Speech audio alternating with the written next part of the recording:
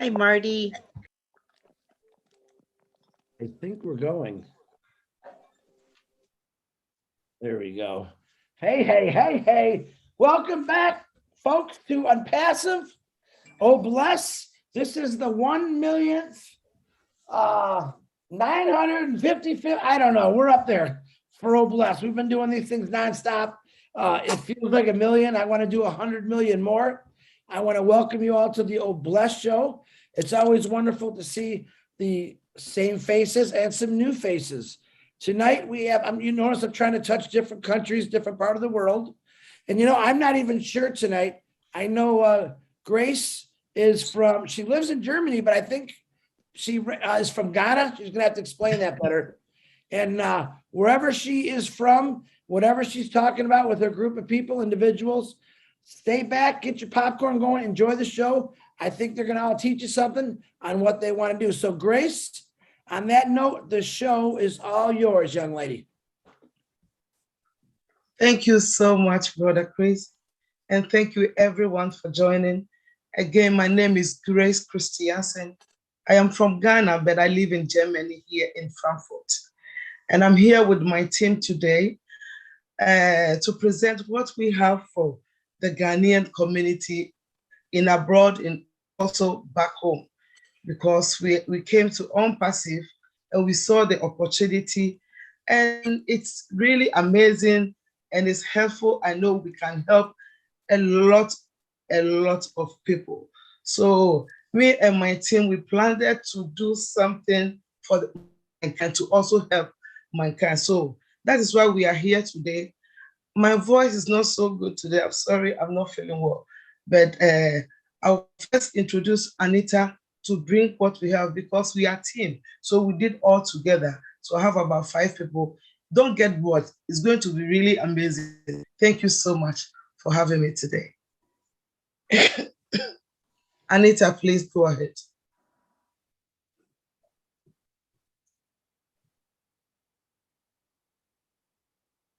Anita, unmute yourself, please.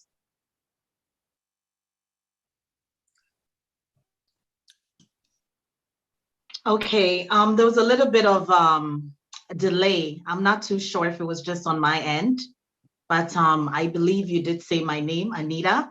My name is Anita Aboa J.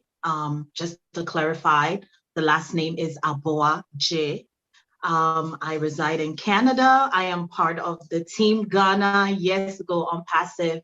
And today I am here to bring you a presentation about the things that we would like to do for Ghanaians abroad, as well as Ghanaians back home. So the first thing that I would like to talk about today is affordable housing in Ghana.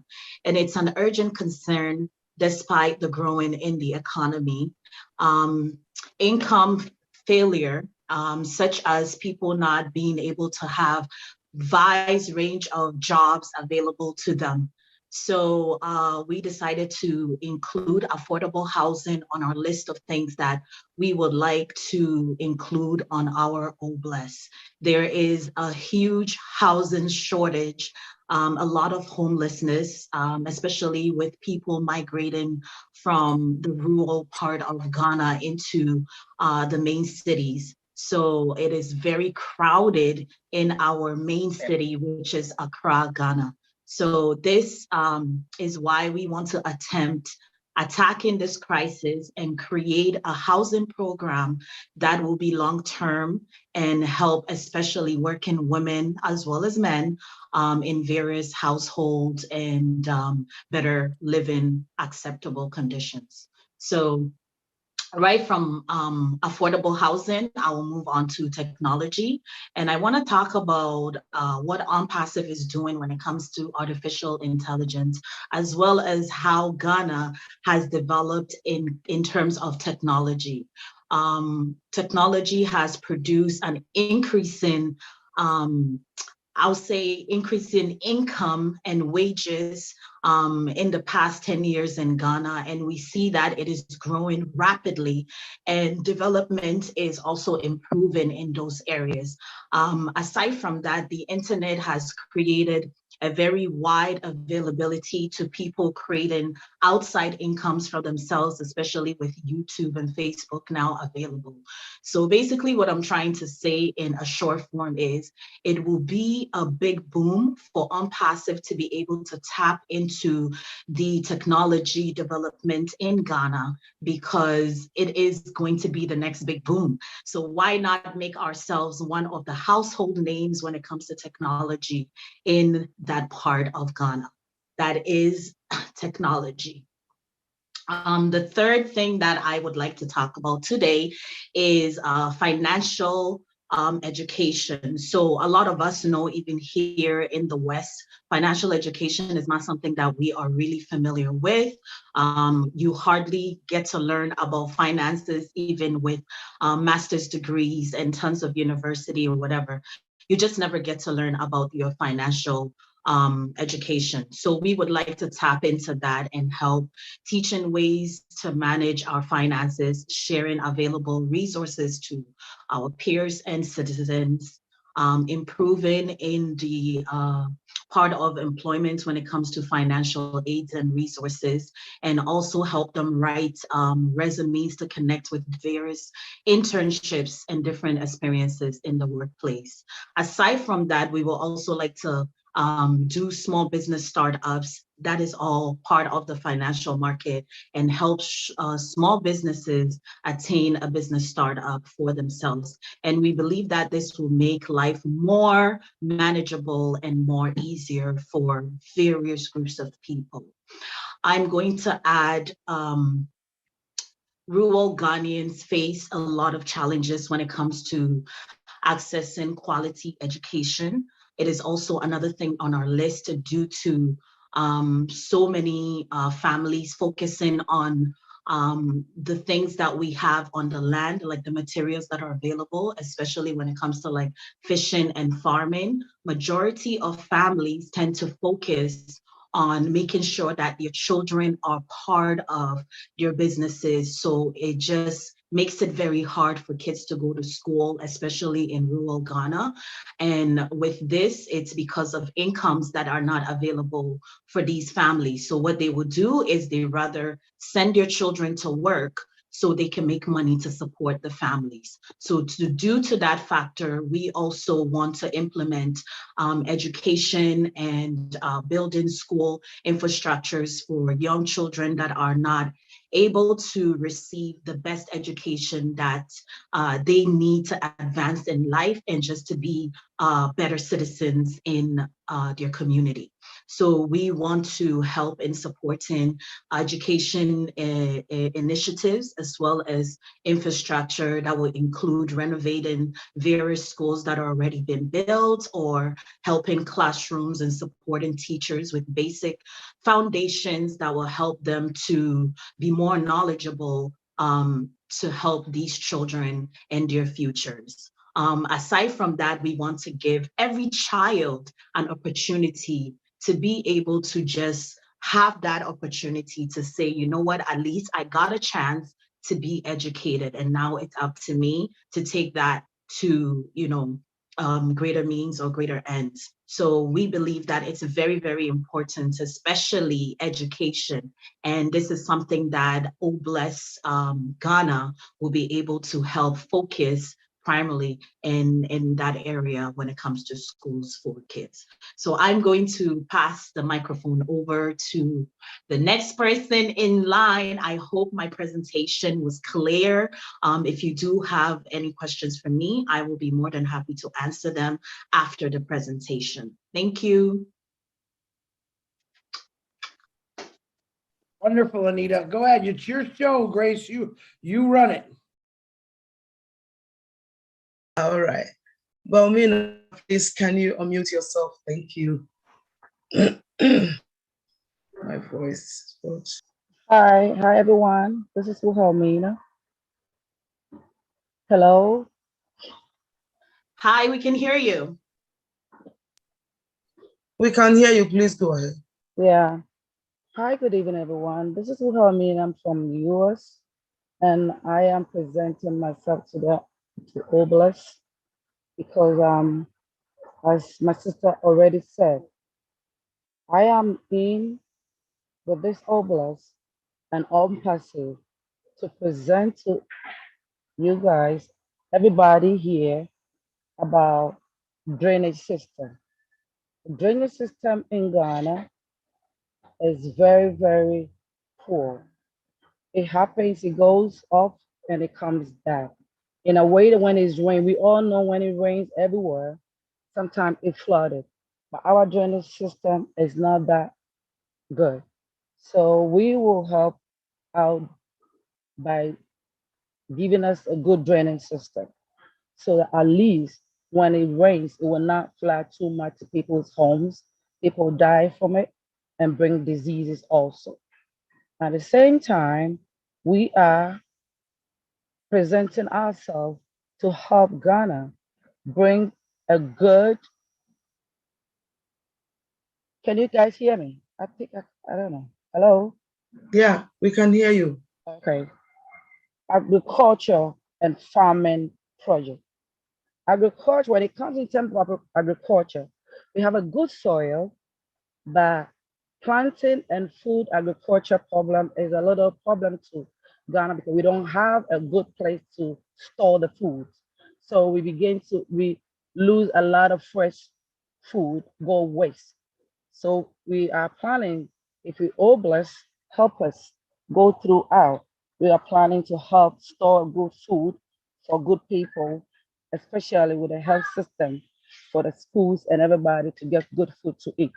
Especially when it comes to good food, when you do good food and you plant good food, the soil and everything is rich in Ghana to produce good food. That the place that we have to store it is a problem. So we want to tackle on that too. And at the same time, we are really thinking about another big project that we want to do when it comes to Ghana, bringing people together with the innovative ideas.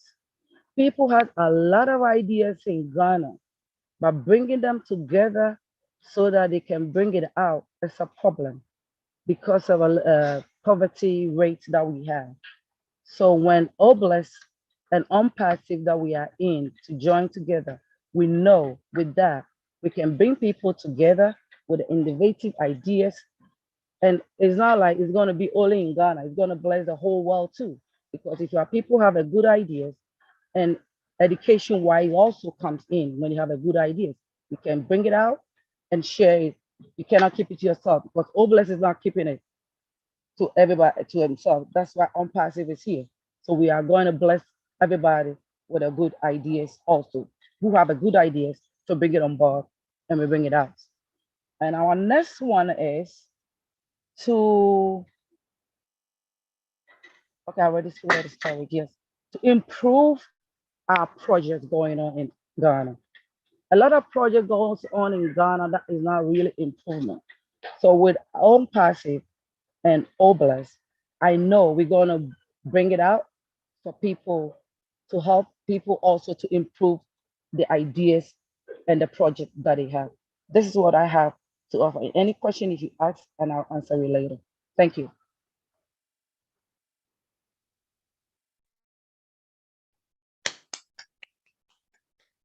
Thank you so much, Baumina. Please, the next on board, it's Frank and Posa. Please, you can go now, please. Thank you. Thank you, Sister Grace, and thank you, everyone. It's wonderful being part of this community, especially the faces. I see everybody smiling. Who wouldn't want to be part of this community? This is more than a business. It's a family, the connection that we have. Well, back to Ghana. My name is Frank Ambonsa. I'm a Ghanaian, but I live in New York City in the United States. My colleagues have already began talking about the things that we want to do for our community in Ghana back home. One of the main things, it's our communities, especially in the rural areas, lack health facilities. Most of these facilities we have are in the cities. They are very far away from the villages and the communities where the local people live. So one of the projects that we've taken on board is to build mobile health clinics in these communities. Just imagine a pregnant woman in labor having to walk or travel about 10 miles to the city, to the closest district for medical attention on an unmotorable road. Or just imagine a farmer being bitten by a snake or having an accident and has to be put on a motorbike, travel for about 10 miles to the nearest district for medical care. These are some of the things that we have back home in Ghana. And this is what we want to address, because Onpassive, through Obless, has given us the opportunity. One major thing, apart from the health and mobile clinics, is we also want to, in this modern age of computer age, most of our people, our youth, Ghanaians, lack computer knowledge. Some people have not even seen a computer before. What they've seen is virtual, they've seen it online. Although they are computer students, they are learning computer, but they have not seen the computer itself. So we want to make sure that every child going to school have access to a computer. So right from the beginning, they'll have the computer knowledge, they'll be able to do their research, they'll be able to get in touch. The world now is a global village through AI. So we think when we're able to empower our youth to become computer, savvy, we'll be able to develop our country or take it to a higher level. One other project that we want to talk about, or we've taken on board, has to do with the agricultural farm projects. In Ghana, what we have the soil, like my sister said, we have the land and we have the labor. What we lack is the technical know-how, the machinery and equipment. So this is what we want to help our people with. Our forefathers have been farming for ages, and they've been involved in peasant method of farming, using the small calculated equipment.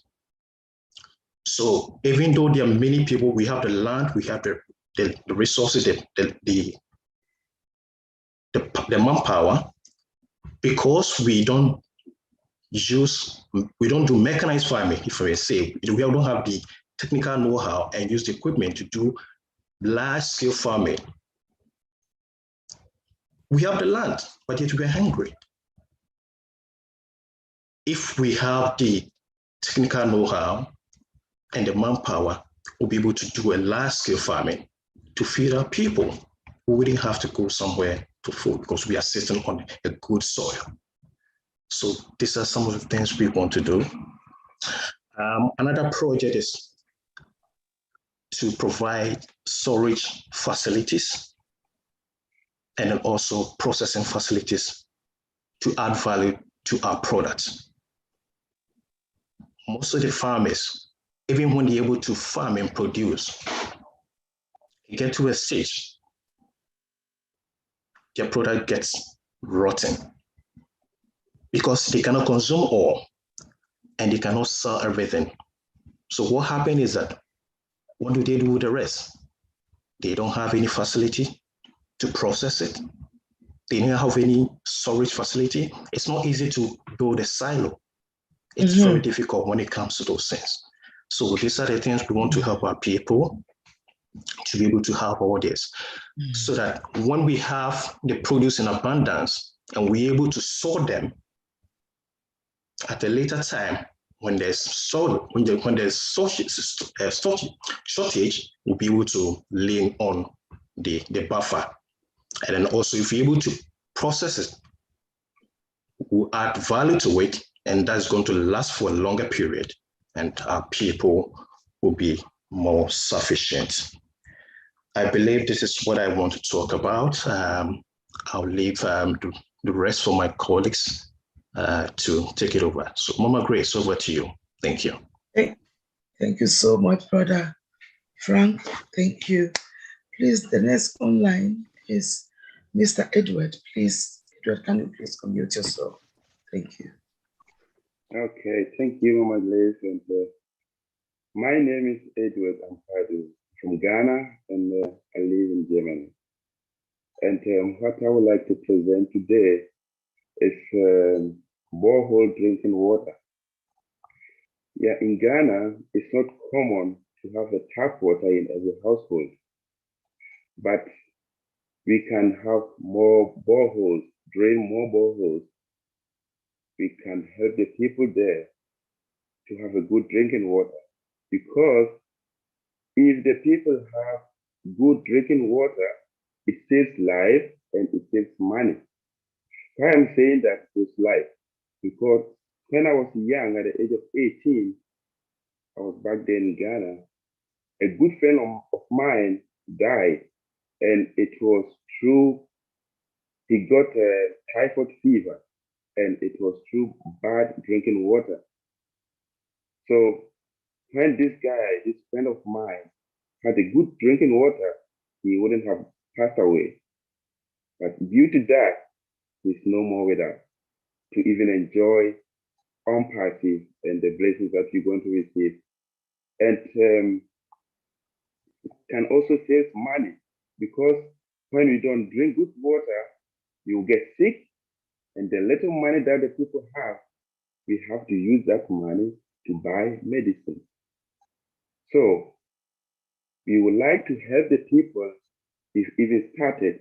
And I remember the first time I helped my mom, and also the second time with my mother-in-law, the areas where they were living, for them to have a borehole, to have a drinking water, those areas, those people around that area, they were so happy to have the water in there to drink.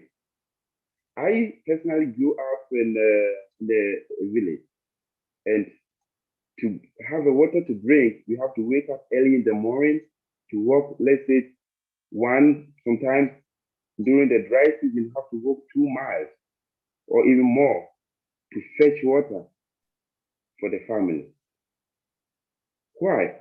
Because we don't have the access to good drinking water. We have to walk to the riverside, and during the dry season, those rivers get dried, and it becomes a problem. So providing good drinking water by drilling more boreholes is what we wanted to do, and we started. And it also saves money, as I said, because you will not use the money to go to the hospital. And also,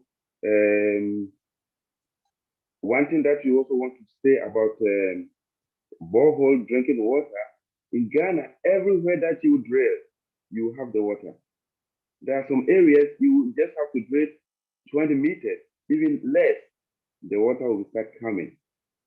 So all what we need is to drill, and in some areas where there is no electricity, we can use the manual pump on the boreholes so that we can have water to drink. We can use pumps so that we can pump the water and have good drinking water. And also, secondly, what I would like to talk about is electricity or solar or any technology that will be helpful and less costly for the people back home. Because, as I said, when I was young, I grew up in the village, and when you come from school in the evening, you want to do your homework, but there is no light at home. And the little money that your parents have, you buy kerosene to light the lamp. But your mom or your dad will tell you, please put it off, because we are going to use this kerosene for the next 2, 3, 4 days. And you want to stay with it to do your homework. You cannot learn. So you have to put off the light, the lamp that you have.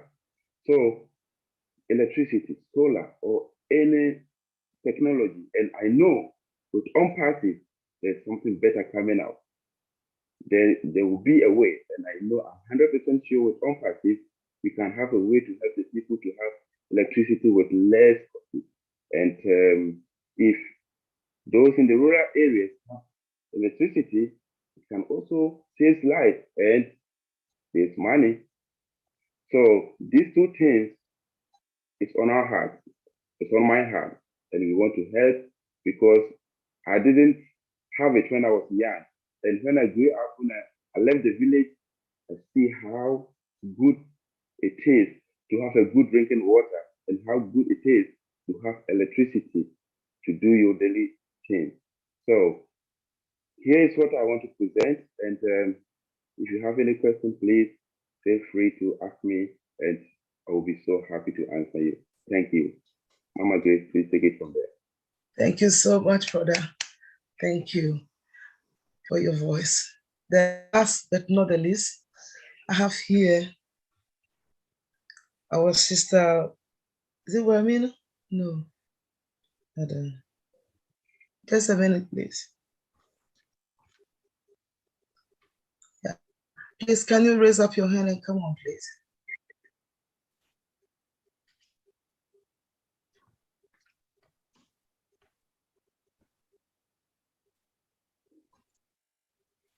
Is it Georgina? And it's supposed to be Laurentia. Laurentia. Hello. Good evening, depending on American time, wherever you are, good day, and God bless you. Thank you for having me on the program. My name is Lauren Shetukwe, and I reside in New York City, US to be specific. And my topic is on prison and then the roles of Ghana. The role of road transport in economic development affects a lot of things in Ghana. Like there are places in Ghana where there are no roads. The roads have, those that have roads too, the roads are very bad, and it's so hard for everybody to be able to move from one place to another. I remember when I was pregnant with my first child, I was going to the hospital and the car had to break down on the road. It was so difficult for me. So from that time, I started developing interest in the roads in Ghana, thinking of how I would be able to help. So when I heard about Onpassive, the very thing that gingered me or encouraged me to be part of it was the Old Bless, which helps to help the poor and needy and to eradicate so many things in the society. So I thought about the roads. Like, let's say a place from here to Maryland will take you about 3 to 4 hours. But in Ghana, it can take you like 16 hours. There was a time even when there was a car traveling from Accra to Kumasi, and on the road, it had rained that day. It was still raining by then. A friend had called me to say something to me. Immediately, he stopped to talk to me. The bridge in front of him collapsed. This was a scary situation. So I think the roads in Ghana needs to be developed to prevent accidents, and then to help the farmers to be able to transport their goods from the rural areas from the villages to the rural areas, so that they can also be making money. Like my brothers and sisters said in their earlier messages, we realize that the farmers produce, but their products are not able to get to the right people for them to make money. So at the end of the day, the loans that they collect from the banks and other places becomes wasted. They are not able to repay their money due to the lack of transportation from one place to another. So if all bless come like happen to be launched, my prayer is that we will think about the roads in Ghana to help the rural area and the villages to be able to send their stuff to the cities in order for them also to make a little money out of it. And then secondly, I realized that even when people have to go to work and the roads are not good, it takes longer time for them to be able to move from their houses to the job places in order to be efficient. Sometimes the stress of being on the roadside, the road being bad, making the car slow and other things makes it hard for them to get to their destinations on time. So these are some of the things that I really want us to look into. And then looking at development, whenever the roads are bad, it affects development also. There are places that the cars cannot go and come back in the same day, because when one car leaves, because of the bad road, another car can come to the village or something. So it has to take like 24 hours before another car can move. And these are some of the things that affect the people of Ghana. So it's my prayer that the board will look into it and then be supportive when it comes to developing the streets of Ghana. And then when it comes to like, give me 1 minute. When it comes to like the infrastructure situation, improving physical accessibility and all other things are also a problem. This transportation system prevents the enhancement of mobility, and it doesn't improve any welfare. But once the roads are developed, there will be improvement in welfare, there will be improvement in mobility, and there will be improvement in development, and production will also increase. And then I want to talk about the prison system also. The prison system in Ghana is so bad, it's so terrible. Some people are in prison not because of what they did. Some have been accused of wrong stuff, but they are in the prison. But this situation whereby they put all of them together and then punish them in a way that tortures them and then give them mental problems because of the way they are packed in one room. Like in one single room, you can have like thousands of people sleeping. Like you can't even turn, you cannot move, you cannot do anything. They use the bathroom in the place where they sleep. They eat where they sleep. They do everything at where they sleep. And it becomes very difficult. They are not being taught on what they can do to prevent them from doing bad things, but rather they take them as punishment and punish them uncontrollably, giving them slaps and punishing them from not giving them food. Sometimes they go without taking even a bath. They don't train them on what to do in order for them to be able to develop themselves, to go out there and to become a better person. And this becomes like a torture on their brains, and it affects them when they come out. I know one person who was very innocent about the situation that he was taken into prison for. But at the end of the day, when he came out, he became mentally retarded. He wasn't able to function again. At the long run, this person died. And after he died, they realized that whatever accusation that they had on him wasn't what he did. So I think we have to come up with something good that will help the prisoners to get a little training so that when they come out, they will be able to be a better person or people, and then be able to do something like train them to be able to write their GEDs, go to school, even in the prison, a little education here and there, like carpentry, sewing, or farming or something, that they'll be able to have something when they come out. So these are some of the things that I looked into. The prison system is very bad. They don't have bathrooms, they don't have good food, they don't have proper care, and the structure there is terrible. Everything smells in there, and like they get whenever there's a pandemic like this COVID, everybody in the prison will not be able to survive due to the way they are being handled and the way everything is crowded around them. So I think we have to do something to develop the prison system in order for them to come out as successful people, in order for them to know that they can do something better for themselves without going to jail again. Thank you. Thank you so much, Sister Lauricia. Friends, this is what we are going through in Ghana, and it's my heart desire. Actually, some of us are already doing this project already, but as soon as we learn to the public, we have teamed up for our own self. What as Mofari is going to bless us with, we're going to use that one also to bless our nation, Ghana. I can't talk so much anytime I talk about this. I'm so sad. Thank you. Pastor Chris, can you please? Well, Grace, I definitely see the emotions right now in you. I also heard the emotions of I'm going to say your family working for Ghana. And this is why we're doing this, to not only bring awareness to every part of the world, but the people that want to help their countries. You guys and gals pretty much covered every point there was. And if anyone, I commend all of you because it was excellent. And Grace, I hope you feel better. Julie is going to send you something somehow. Julie, what were you going to send it to her, email or? It's a video. It's less than 1 minute, wherever is convenient for her, because For her health, right? yeah, just the home remedy, Grace. So everyone that's taken this, Grace, from Julia seemed to miraculously got better. Ask Daryl Cook. He sounded like a frog with one lung, and a couple hours later, he drank the stuff. He sounded like Michael Jackson singing in a concert. So it does work. Julie, you can send me through my email, please. Thank you. You're welcome.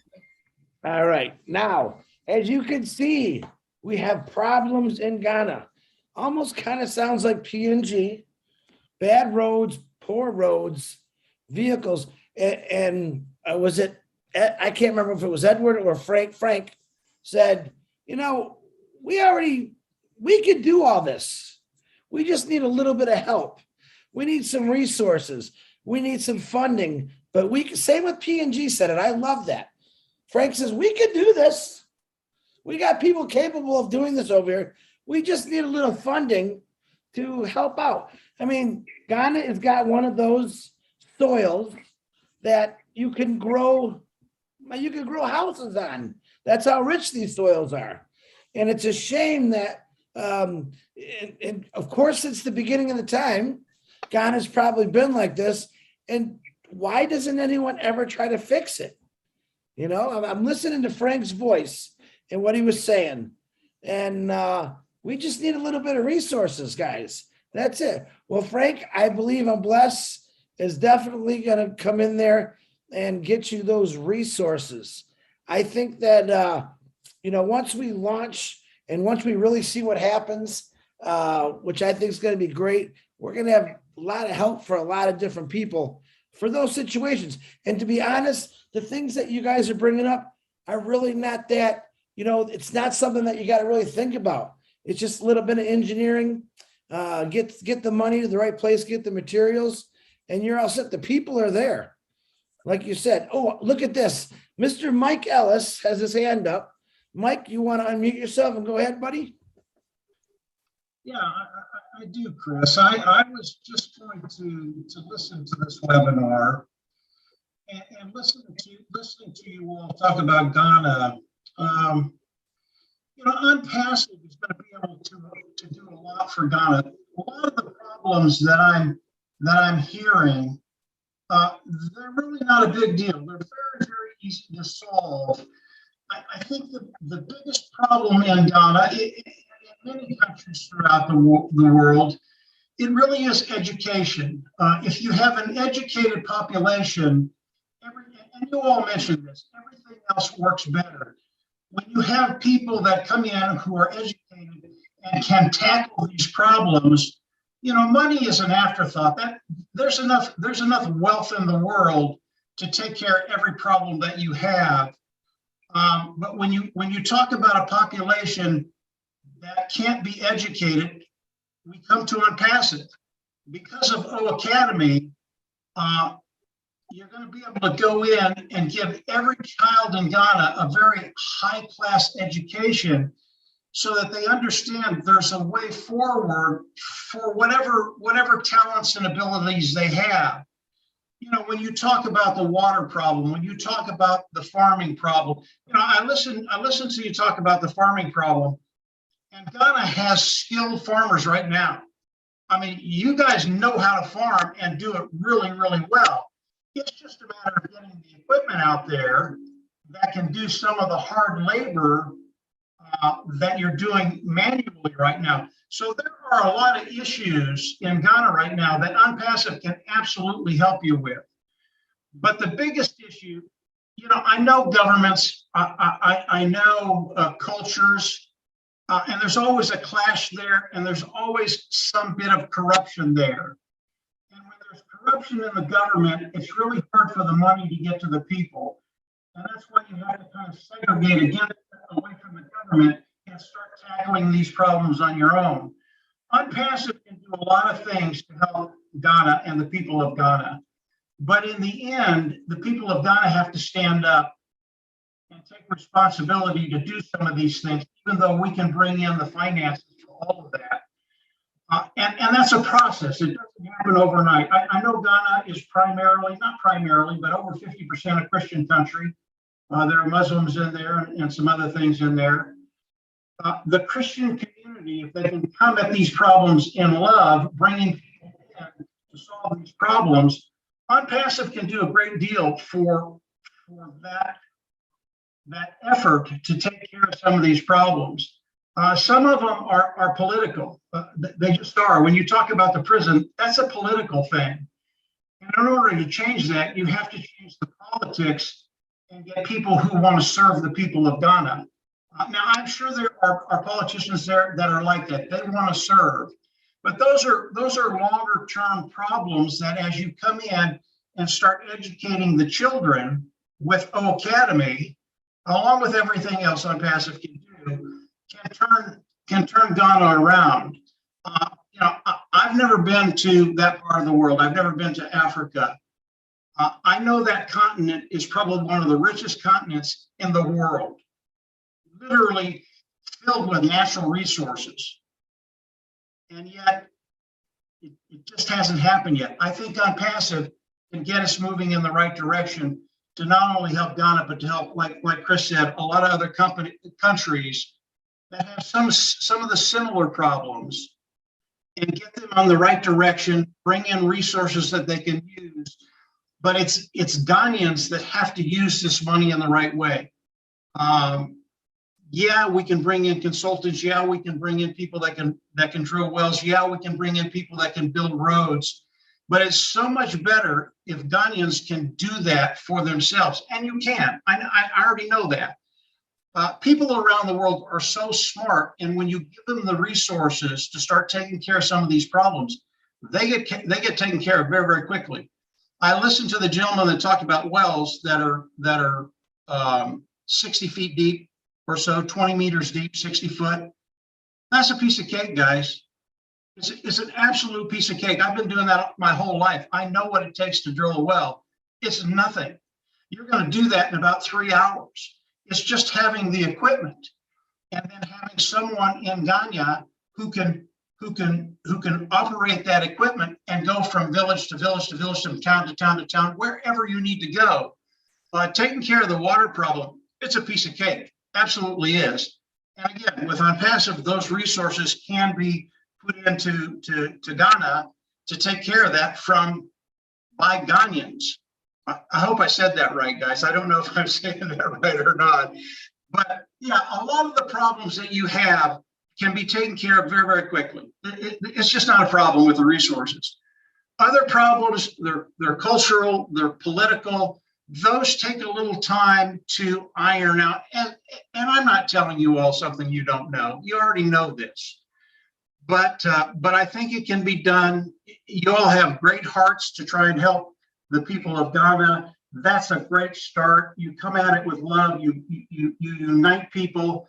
And as you do that throughout the country, really, really good things can happen. I just had to come on and talk a little bit about it, Chris. There's a lot that we can do in Onpassive, but you have to do a lot yourself in Ghana. The people of Ghana have to take responsibility, and especially for the kids. Take care of the kids, educate the kids. We have a way to do that, and it's very, very inexpensive. And if we can do that over a generation, now Ghana becomes a powerhouse in that part of the world because the population is educated. They know what to do. They know how to do it.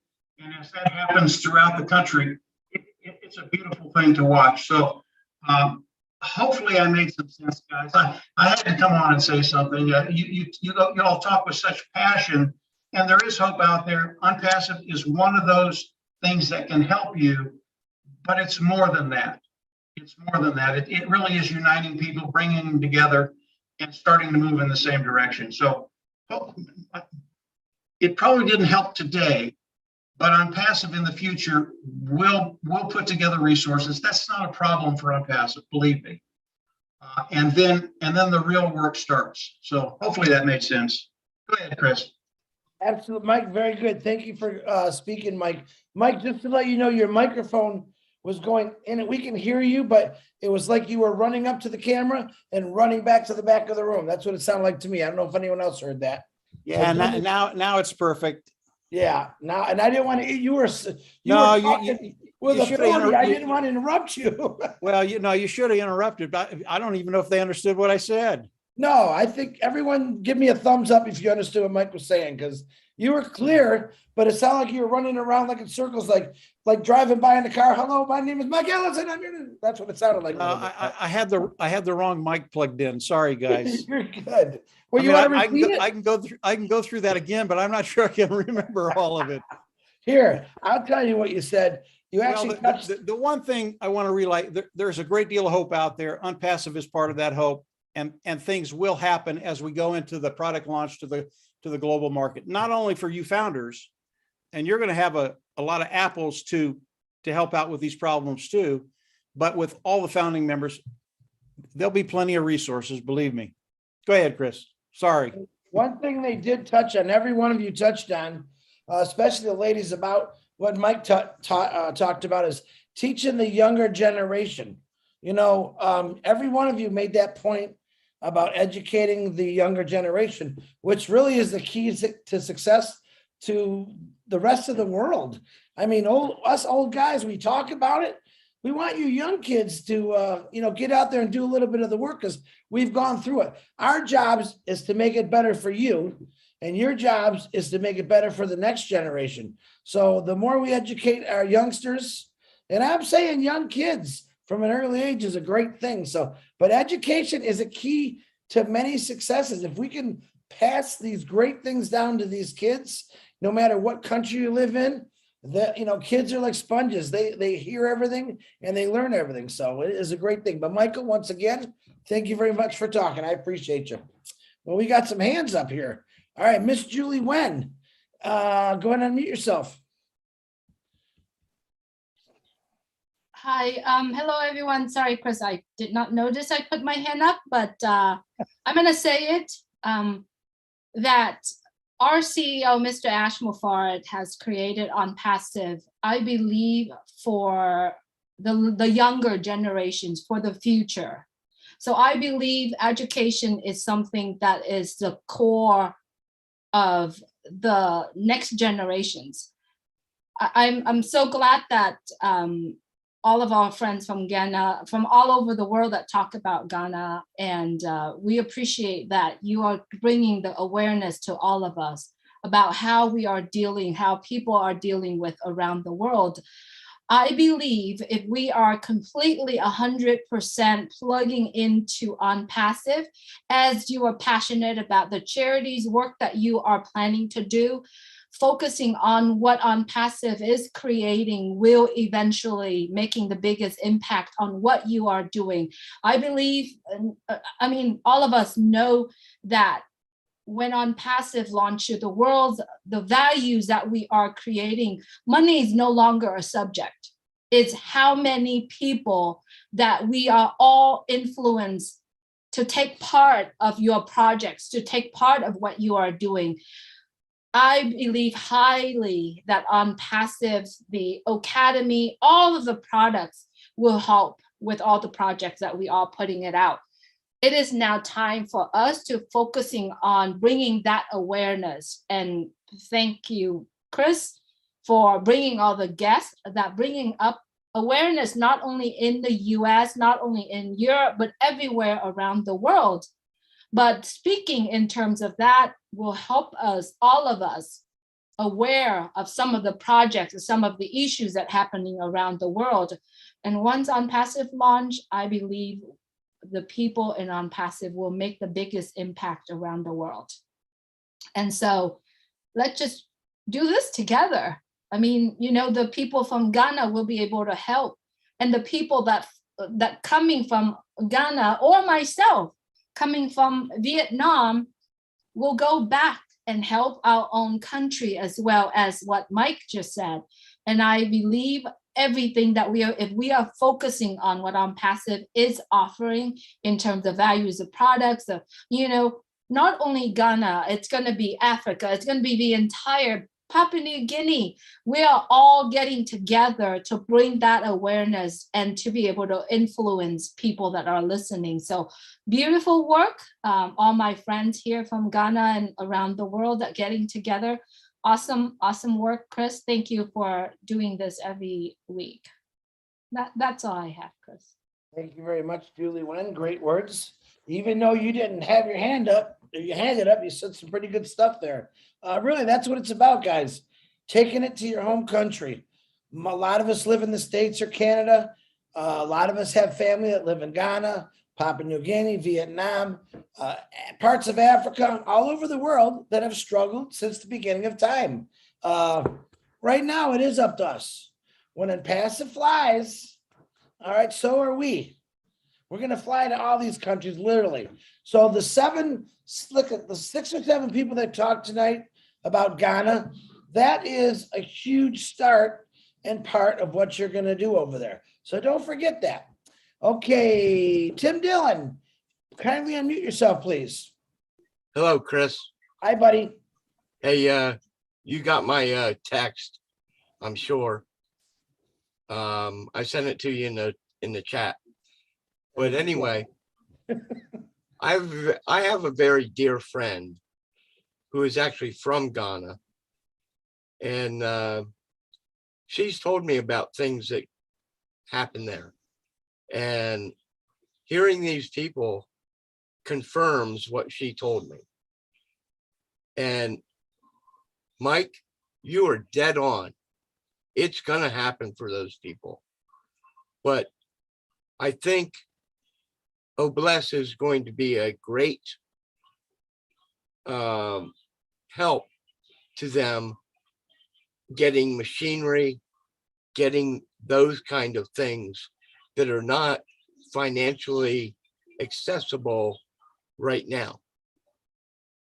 As they get those, they have very skilled people who can operate and make those roads better. They can farm the land. And hey, come on. We're in the US. We grow the most food in the world. We know how to farm. We can put that on Academy and we can teach them how to farm and how to do it in a way that protects the soil they have. I think it's wonderful. Oh my goodness. It is such a beautiful thing that could happen across the globe with this information, because as we've said before, you can give someone a fish, but if you teach them, they can have a fish every day. I guess that's about it. Very good. It's a wonderful family to be in. Tim, very good. I did not see your text in the chat or on my phone, so I'm not sure where you sent it, buddy. Well, I put it right here on the chat. All right, I'll keep digging. I'll find it. Thank you, Tim. Appreciate your words, brother. Hey. All righty. I care. I know you care. I know you care, Tim. All right, Miss, here's another beautiful sister that I know cares. Gladys, can you please unmute yourself? Thank you so much, Brother Chris. Good evening, everyone. And thank you to the Ghanaian team, Sister Grace and your team. The issues that you share tonight are issues that we share across Africa. And how beautiful that you have a plan, you have a vision. And this is what Onpassive is. It gives us the ability to dream big. When you dream to tackle issues from all aspects, that's a big dream. You could not really be confident of achieving it before, but because of Obless, you are confident. And as Brother Chris has said, when Onpassive flies, we want to fly together. When we begin, when we fly, let's also uplift one another. I am passionate about agriculture because agriculture is the backbone of the economy in Africa. When there is no food, it spirals to so many problems. It leads to diseases, people becoming sick, especially children being malnourished. It leads to lack of finance, causing poverty, especially for the farmers who depend on farming. And as one of the presenters said, it's a shame because Africa, we have the soil, we have the labor, we have the rain, good number of months in a year. But because of no processing and storage facilities, people enjoy food half of the year, and half of the year, some people die because of hunger. So I can't wait to see, I could speak over what you said just to top up, but there's no need. Just know that we are together, and as a team, we're gonna fly together to Ghana, to Nigeria, to Kenya, to Michigan, to everywhere in the world where we are needed. That's why Onpassive was started. It's a vision for the world for us to do good. Thank you so much. Nice, Gladys. Wonderful. Love the way you speak. Always excite me. Glad to have you in this whole blessed team here.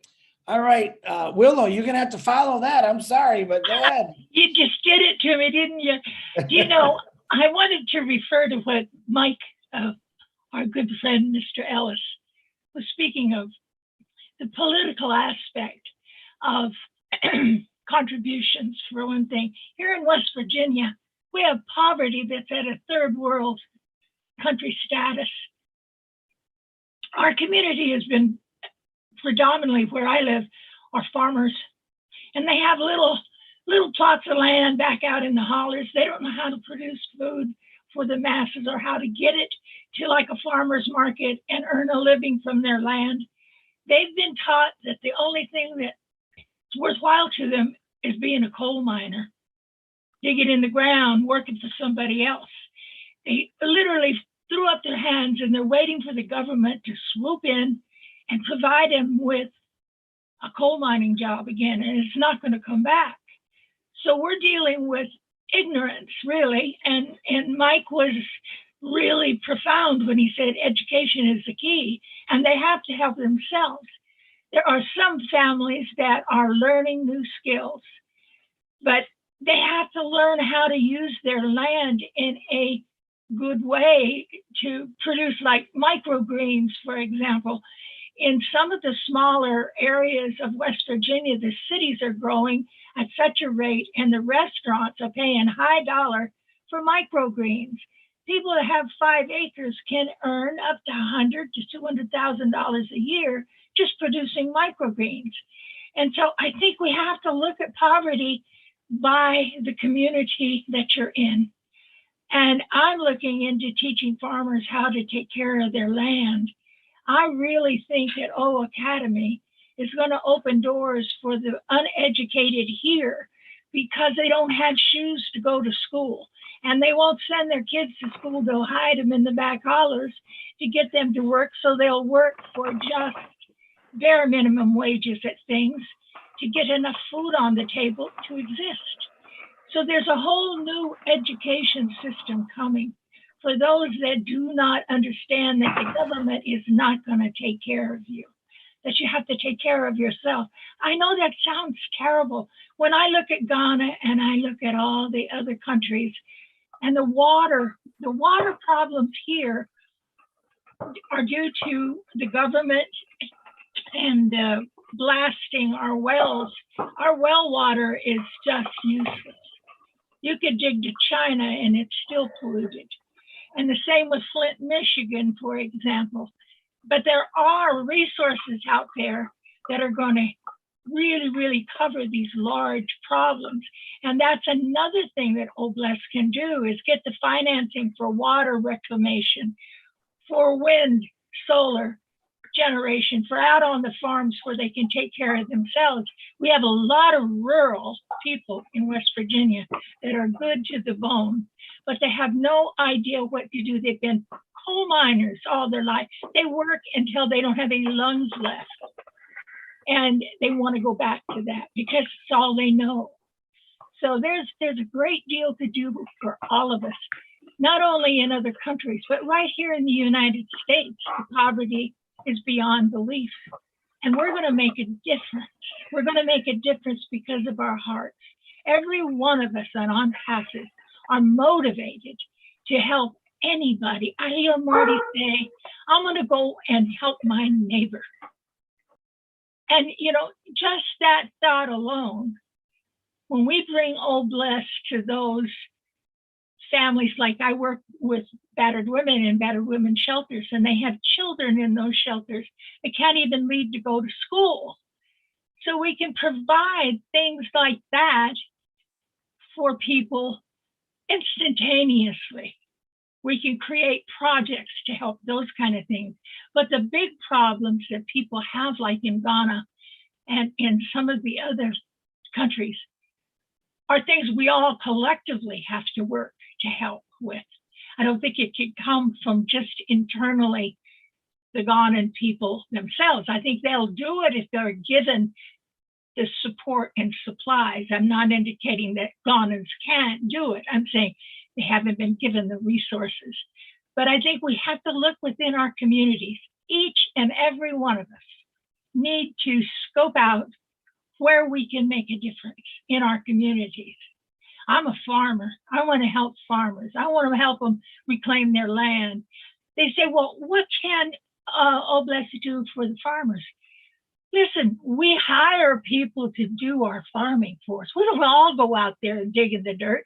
We hire people. We have to hire. We employ people.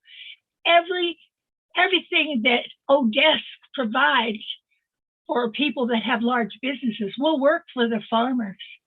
And so there, you know, it's not just Old Blessed. It is all of the products that Ash has developed. It's going to change the world. It's going to change my world, I know. And I hope Julie isn't right. He didn't just do it for the young people. Those of us that got one foot in the grave, I want to have some fun here too. So I hope he's thinking about us a little bit, the Over the Hill gang. But Mr. Ellis, you're exactly right. Education is the key. And I'm a teacher in my heart. And I think that we can do great things with those people that want to develop themselves. We can use Old Blessed to help people rise up. And that's what I hope we all look at our own community one by one and get together, say, my community needs this, and then go out after it. Marty said it. Listen, go to the people that already got their hands on the problems, and then you'll find your insight for what you can do to get started. And then we can help Ghana and all of the other places also.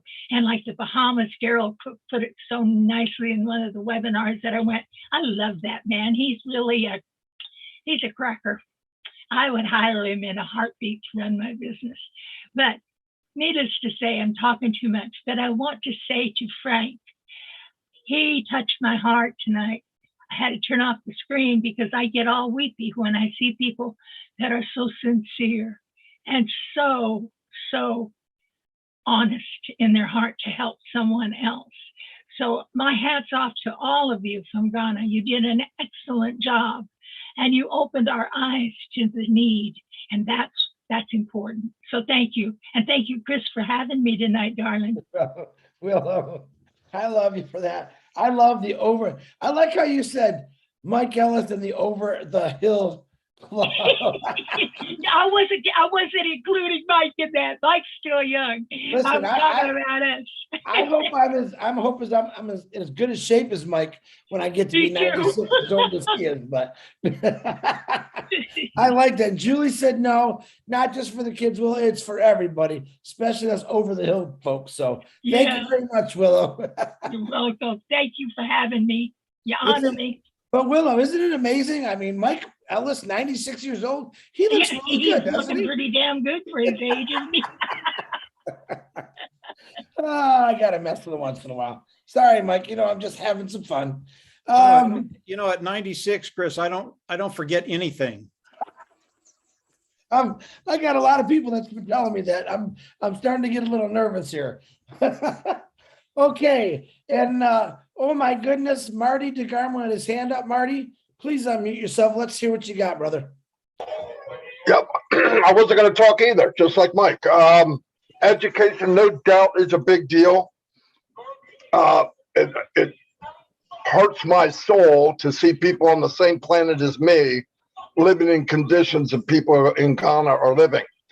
The really sad part of Ghana is their national resources are amazing. They have gold, they have diamonds, they have oil, they have lumber, timber, they have oil, they have everything you could imagine. The problem is 99% of the wealth is going to about 1/10 of 1%. And everybody else just crap on them. Now, I believe in education too, but I want to tell you something. And this was brought up many, many times. Willa brought it up again. If you get to the people that know, and I heard people here that know what needs to be done, and you give them the resources, let me tell you something that triggers from blessing somebody. It's contagious. And that little boy and that little girl in Ghana, when they look over and they see all these people working and things are getting better and they see a blessing, they'll never, ever forget it. Ever. No matter what happens, they'll never, ever forget. And it's contagious. And there's a good chance as they get older, they'll do the same. With education, if you can get in and feed the people and give them water, we can work on everything else. Big problem in Ghana right now is migration. All the big industrial countries are pushing everybody to a poor country. They're getting overwhelmed by people migrating there that have nothing. If you go look on the news or anywhere you go, there's these little cities that they built with nothing, a bunch of people living around with nothing, but it can all be done, like Mike said, the wealth in the world, and Ashley Barr said the same. The wealth is there. We're not creating wealth. We're just going to rake some of them over to a different part of the world. That's all. And if you get it in the right hands, these people that talk tonight, they can aim it at where it needs to go. And let me tell you something, education also changes. In the long term, education will change who's running your country. I'm going to give you an example. 5-10 years ago, Gaddafi was the ruler of Libya. Because of education and internet and people getting educated on what ways, the way things should be, he's no longer on this planet. And it had to do with education. It has to do with what people can know and will know. But feed them, give them water, get the money in the right hands. You don't need to reinvent the wheel. There's people right now working everywhere in this world with nothing, spending 99% of their life helping others. You hand them the resources and they will blow things up. They will make a big impact in this world. And then get them in an education they can afford, because they'll be able to, and get them they start learning that it should not be this way. People expect it when you're born that way, you're raised that way, and you're in this hell year after year after year after year. They don't know any different. But education can take them out of that thought. But how that starts, give them water, give them food, bless them, and they will feel that blessing. And trust me, the blessing will go amongst everybody on the planet as strong as anything else in the world. Trust me, as strong as anything else in the world. And they'll never forget it. But it's a beautiful country. They have some of the most beautiful beaches in the world in Ghana. But what do we see on the news? Sadness, people suffering. And listen, the wealth is there. Onpassive is a rake. We're going to rake the wealth from other parts and rake it over into Ghana and give it to the people that understand what to do with it. If you give it to them, it will be done. And once you get moving, now you're changing the education. You're changing the way of thought. I don't deserve to be treated this way. It can be better. It's a long road, but it starts with blessing one person, and you do it over and over and over and over, and it'll change the whole world. And we're on a platform that's going to make the biggest impact on the planet ever, ever, ever. Is it going to change everything in one day? No, don't be foolish. But we could change one person every day times one, a penny a day, 30 days is $5 million, over 5 million. So that's what you do. You just take it one step at a time and put it in the hands of the people that know what to do with it. No, you start fumbling around. Oh, I don't know what to do. You're right, I don't. But there's people there that do. Give them the resources, and this thing will blow up. That's my personal opinion. That's all I got. Holy cow, who is this guy? Marty, great words, brother. I appreciate you for saying that. You always amaze me every time you say something. So thank you very much for speaking. Okan, please unmute yourself. You got to follow Marty. Boy, do I feel sorry for you. Thank you very much. Thank you, Chris. Thank you. God bless you. God bless everybody on the panel. I run a non-profit organization called Good Samaritan World Children Health Organization. And the happy thing that I know that will come out of this Oblaze, that I'm a great member, is because of the people that are members, the founders of this organization. As Mike Alice and other people said, those of us that live in this country have seen so much money poured into different countries in Africa, yet instead of getting better, the situation gets worse. We, as in Oblaze, we're not going to fall for that. We're not going to give fish to anybody. We're going to teach them how to fish. One of the missions of Good Samaritan, at present, 80,000 children die every week in Africa. 80,000. Go to UNICEF, you will see even more than that in some cases. 80,000 children die every week of preventable causes. One of our missions is to end that. And we're not going to end that by handing out things to people. We're going to end that with education. Working in a community, teaching them how to farm, helping them farm and produce so that people can eat. Because one of the major things that kill these children is malnutrition. Poor water system. Simple things of infection like typhoid and malaria. Since we started Good Samaritan, one community sent a letter to me to send them money for food. I told them, no, we don't send money for food.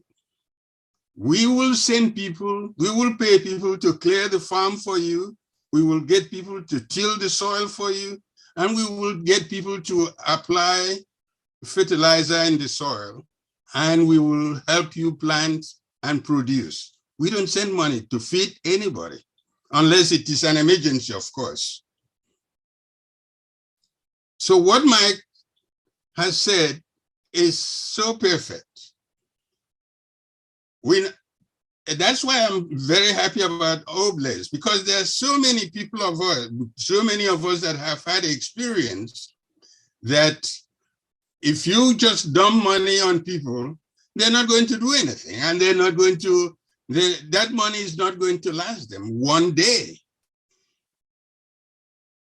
And that's why the O Academy is going to help, because a lot of these people are going to learn how to farm, they're going to learn how to make simple things themselves and help themselves. That's where we come in as an organization operating in Africa. That's where we come in to help them start up their own business, use their knowledge to produce. This is where we're going with Oblaze. Oblaze is not a handover thing or giving things to people.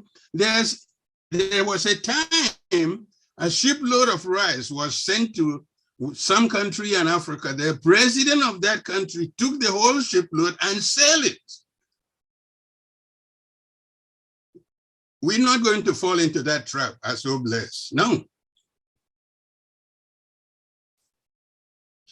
So that is what I have to say. Thank you very much for giving me the opportunity. You're welcome, Okan. I agree with you 100%. You know, the sad thing is we see all these, when I used to watch TV, the ads would come on and they would show little kids in Africa that are bloated or with a real sad face, flies flying on them, they're starving, they're hungry. And I've watched these for many, many years in my life. And I'm thinking, all those years, all those help, $19 a month will feed, 20 kids. Exactly. And then I hear what you're saying that, yep, food found in a warehouse, not even close to where it was supposed to go, rotting away.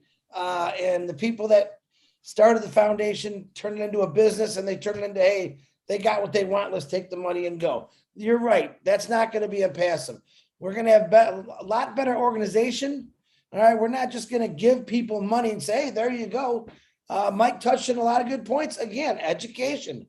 We don't just say, hey, we'll say Sydney in Australia, I'm sending you $2 million to rebuild that city. No, that's not how it's going to work. I'm not going to say, Okan, I'm sending you $2 million to help fix these people that are so corrupt over there. All right. I probably could send Okan $2 million just by how I trust his voice, how he's talking, but you know what we're talking about. Enough's enough. We have a company right now. We have regular people. We're not millionaires and billionaires yet. Okay, and I say that with the quote signs coming up there.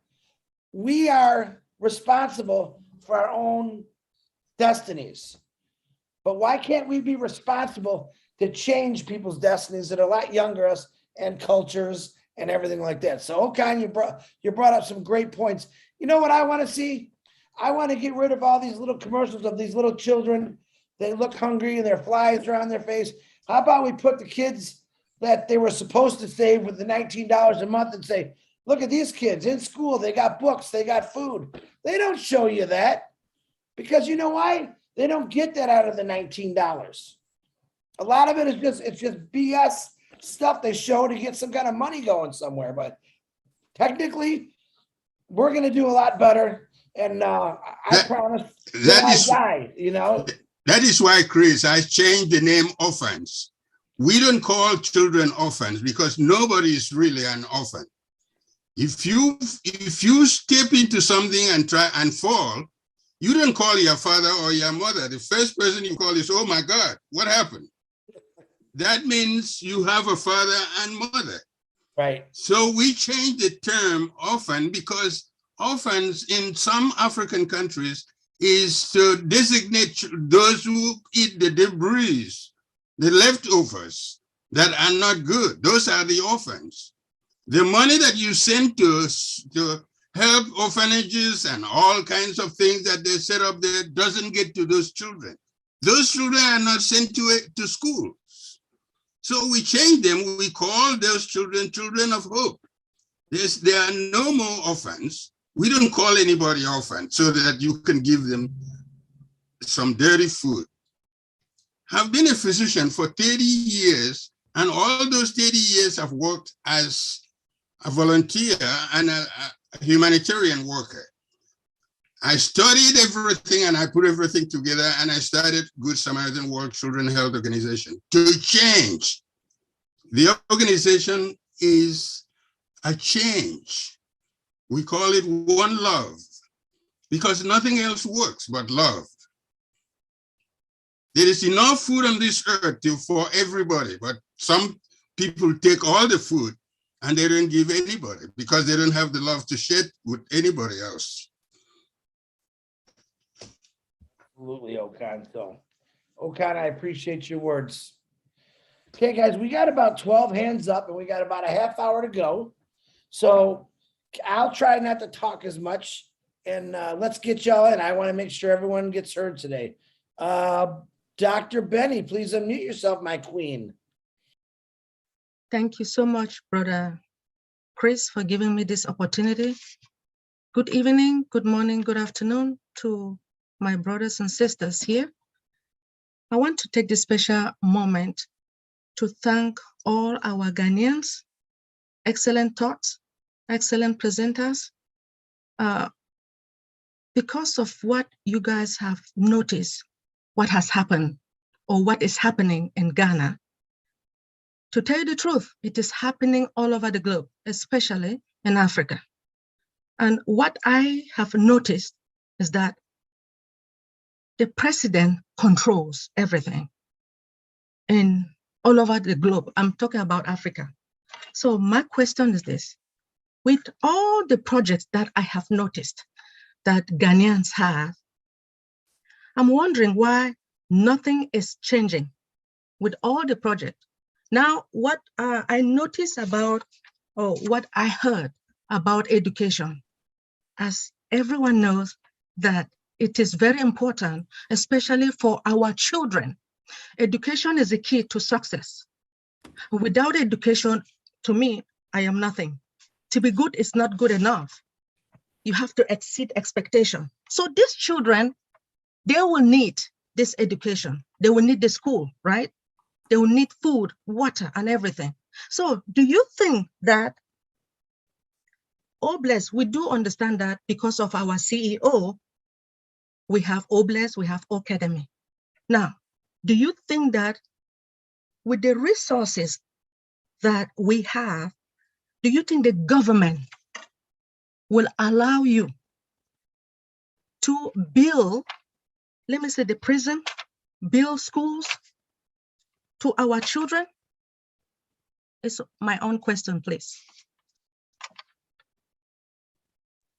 Anybody want to answer that question? Michael, if you look like you're thinking real hard on that one right there, what do you think? You know, when you start talking about politics and culture, especially in this world, there's so much corruption around. And to take care of that corruption, it really takes the whole country to come together, the people, not the politicians, to come in and force change in a peaceful way, not violence, but in a peaceful way. And it's a process. You know, when we talk about education, you don't need a school to educate children.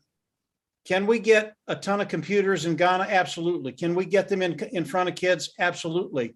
And if you can do that, now we have the Onpassive Academy platform that can educate. How do you educate? I mean, how do the Ghanaian people want to be educated? I don't know.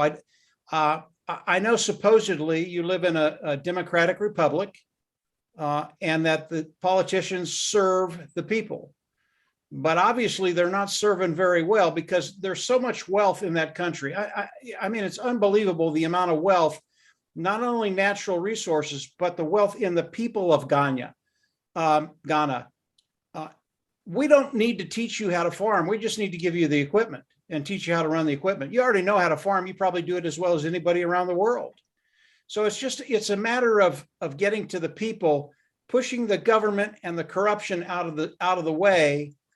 And then as you educate the population, giving them a way forward politically to change the politics of that country. It's a really, really hard thing to do. I mean, Ash talks about this all the time, that there is a ton of corruption around the world in every country. It doesn't matter where you're at. I believe today that is changing. People are seeing what's happening and they don't like it. And things are changing to actually put the power back in the people's hands and not in government's hands. So it's a process. I think we can help out with feeding, like Marty said, with feeding, giving them water, making sure that you have enough to eat and you have enough to drink. And then from there, education, it will push this, it'll push the society forward, but it's a process. It's not something that can happen overnight. Unfortunately, I wish it could. I wish you could snap your fingers and if there was no corruption, there's enough money in Ghana right now to do everything that you've talked about, everything. And then you add Onpassive to that, there's more than enough. So it's a difficult topic. It's a difficult problem, but I believe with all the brain power that we have here, that you have in Ghana, there is a way forward to take care of a lot of these problems. Whether it takes a couple of years or it takes a generation, I don't know. I hope it takes a couple of years rather than a generation.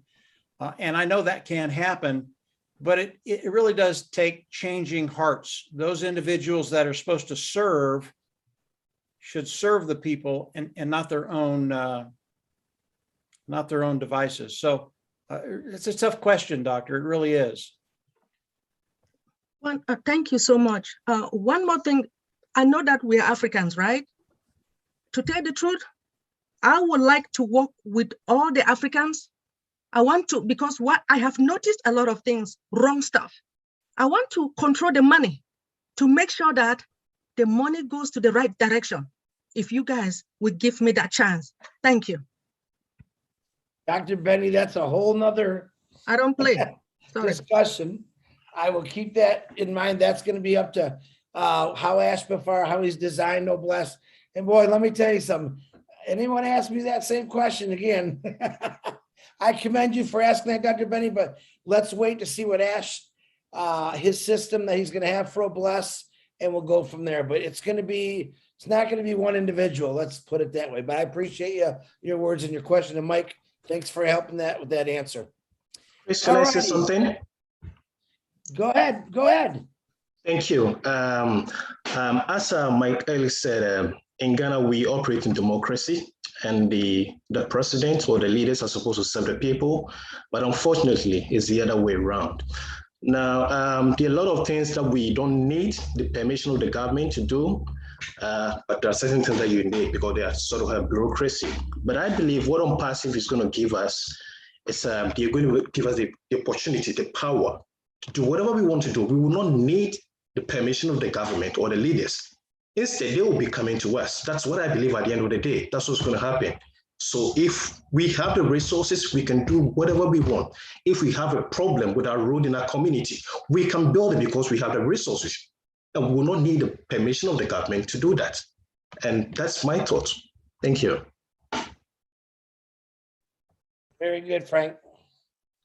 Frank, I see a gem, Frank. Marty, you copy that one? I got it. Frank don't talk much, but when he does, it's pretty powerful. Yeah, he's quiet, but he's got a lot in there. Yeah, you quiet ones are really starting to come out. We're loving that stuff. All right, let's see. Dr. Benny, thank you for the question. Mike and Frank, appreciate your answers. Richard Lamoot, come on, unmute yourself, Richard. I'm sorry, Chris. My hand accidentally lowered my hand. There you, Albert. Richard, go grow a beard. I'll be back to you. Albert, I apologize. I didn't see you. I was wondering you disappeared. Go ahead, Albert.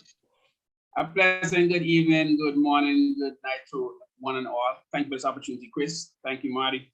I just want to bring a slightly different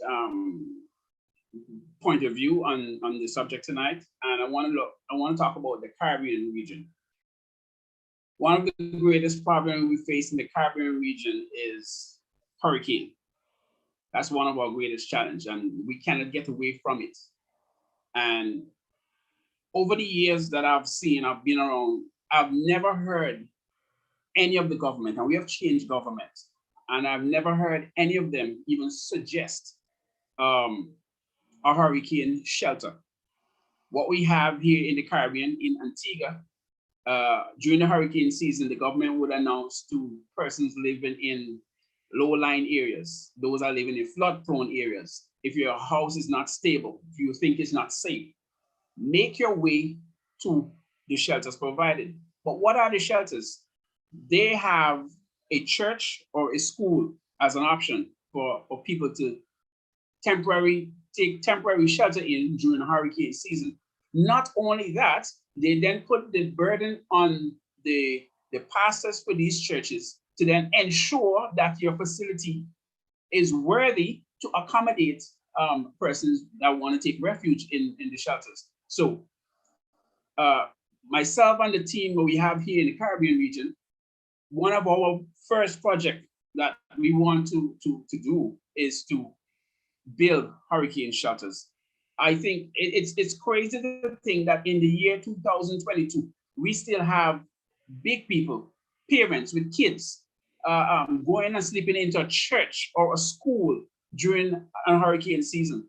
I mean, should something go wrong, they are at the mercies of the elements waiting for rescue from a church or a school. One of the other things that we want to do is that while persons are in the shelter during the hurricane season, that the food it's responsibility of the founders that are here. We're not going to put that burden on the government. We want to be the one responsible. While they are there, we'll take care of the ration, the food. That's not a problem. In addition to the shelters, while no one is in the shelter during the hurricane season, a lot of times we have spontaneous fires, house fires. People's houses get burned down, they have nowhere to go. The shelters, once again, can come in as a temporary refuge for these persons who are being displaced by a fire until we can get them, back on their feet and organized to go back out into the community. Differently from that, then one of the other things that we want to look at is the hospitals. Now, the islands don't have, a large amount of hospitals like, in the US or the UK. And a lot of times it's limited, one, for space, limited with resources that they may have, stationaries.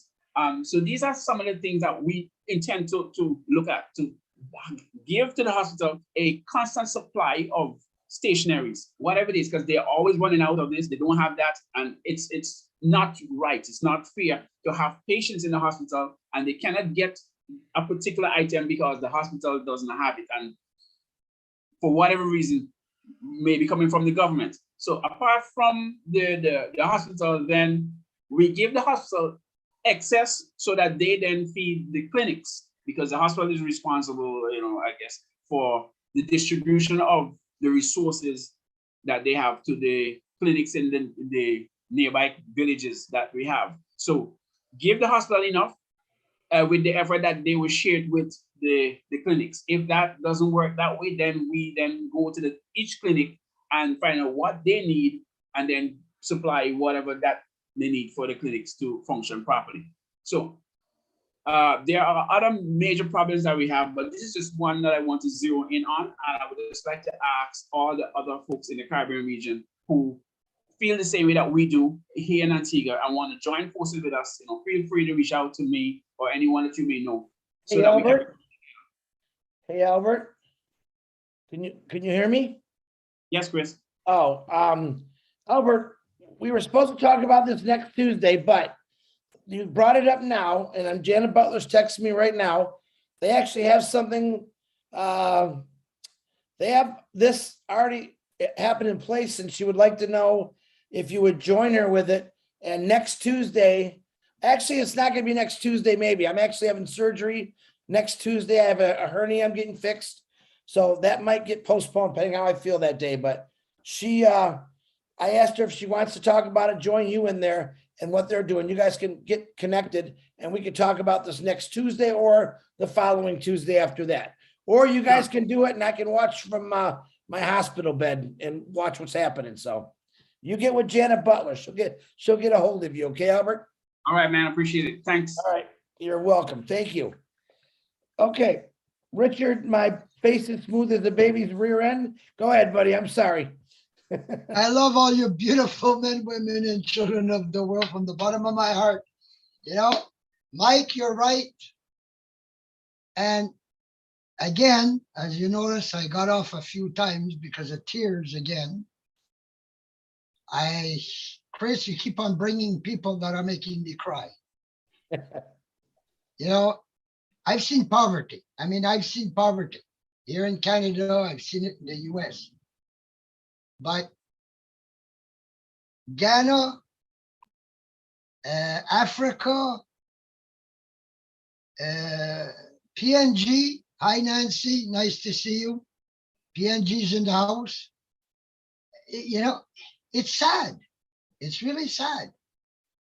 Number one, what OBLES has to do is make sure that the people that we want to help are educated on the equipment or whatever is needed to do the job. So Academy comes into there. We supply them the equipment, the seeds, whatever, and then they themselves, and I bet you that all the teenagers in those countries would be very happy to learn how to drill wells and, you know, same with the food. They were saying the food gets spoiled because of lack of transportation. Well, geez, there we go. We supply the transportation. They supply their manpower. They make sure that it gets to the people. So OBLES really is going to be there to give to the people the power of taking care of each other. Forget the governments. They're corrupt. They're gone. We're the correction to that corruption. So we got to make sure that it gets into the hands of the proper people. Like one was saying, I've seen a whole ship being sent to a country, and as you said, the government turned around and sold it instead of giving it to their people.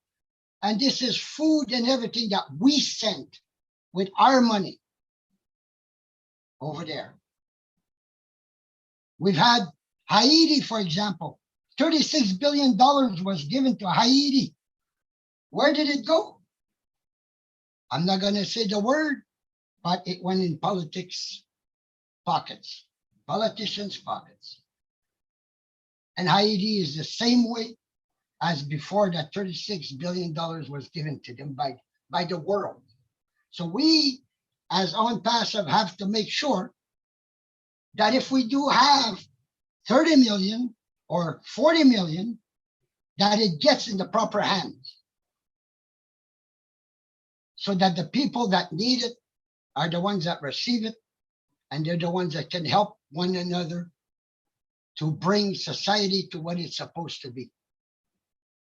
We are the correction to that corruption. Thank you very much. I love all of you. Big kiss and big hug to all of you. Thank you for listening to me. Richard, thank you very much. Guys, don't worry. Asking Farah, as you know, is a very intelligent man. He just doesn't put something together. He thinks it through. And he's got some pretty smart people that anything that he's got going or is going to get going, he'll have all the right connections. So don't worry about money going to the wrong place. I guarantee he'll have it all figured out. So, okay, guys, it's let me see what time. I can't even see. It's about 12 minutes to. We got a lot of hands. So, Leon Holiday, go, go, go.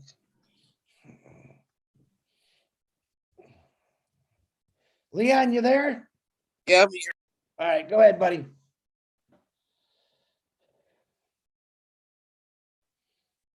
Leon, you muted yourself again. Yes. Can you hear me now? Yes, sir, I can. Go ahead, Leon. Okay. Yeah, Richard, get that money to Dr. Benny, like I believe she'll do exactly what she's going to do with the money. But anyway, I got into Onpassive because of water and waste. I'm a water and wastewater expert. That's my profession. So I ended up doing other things because the Filipino community that I'm involved in, we are right now sending packages and buying food for the volcano people in that just happened in the Philippines. And one of my people in Onpassive, they're over there with our Southern California Division of Sustainable Living. They're over there going to be buying tons of rice and food. And just like the gentleman said, we make sure it's going into the right hands. And I too know of situations where people locally was collecting millions and millions of dollars to send it to Ethiopia through Ethiopia famine. That money never made it because the people on this end kept the most of it and they was bringing in checks after checks. And all they did was they took a plane of food and a plane of clothing and they para-dropped it over into Ethiopia by parachute, and it all ended up in the hands of the rebels, and not the people that was starving. And then the people here on this end ended up with the money in their pocket, and the FBI stepped in, and they did nothing wrong because they put it right there in their paper. You got to read the paper. They say so much percentage is going there. The rest of it went to their pocket. So you like the corruption to the people, you got to make sure you know where your money is going. And like I said, I can't wait to get involved into these water projects, no matter which country, whether it's Guyana or wherever, because my background, I can help people, village by village, make filters and learn how to take the water and filter and clean it at their local resources. And like you said, all it takes is a computer, maybe a little training, and people can start making these filters and learn how to, once they get it to a certain level, how to boil the water and can drink clean water every day without getting sick and saving a lot of lives. So I'm not going to say too much because I know we ain't got much time. But like I say, we're with the right people. We got a lot of people. We got thousands of people wants to do the right thing, and so that's all it takes for us to get started. Thank you, Marty and Chris. Thank you, Leon. Don't you ever call me Marty. Yeah. All right, no, I'm just joking. You can call me Marty anytime you I want. know. A lot of respect for that, man. Yeah, thank you. Okay, guys, it's 9 minutes. So I hate to say this. Let's keep it down to 1 minute. I want to get you all in. Harold, go ahead. Thank you, Leon. Thank you. Good evening, everyone. Chris, I don't have much to say because the previous speakers have covered much of what I had in mind. But I wanted to commend Grace and her team for giving a fantastic presentation on the situation in Guyana. These problems, unfortunately, are something that hasn't just occurred. They've been going on for years, decades, and it's going to take a while for them to be resolved. But I do believe, like you said, Mr. Mufarek and his heart has a way to alleviate the problems to humanity. They're not going to be advertising, like you said, send $19 to here and we will do this and that and that.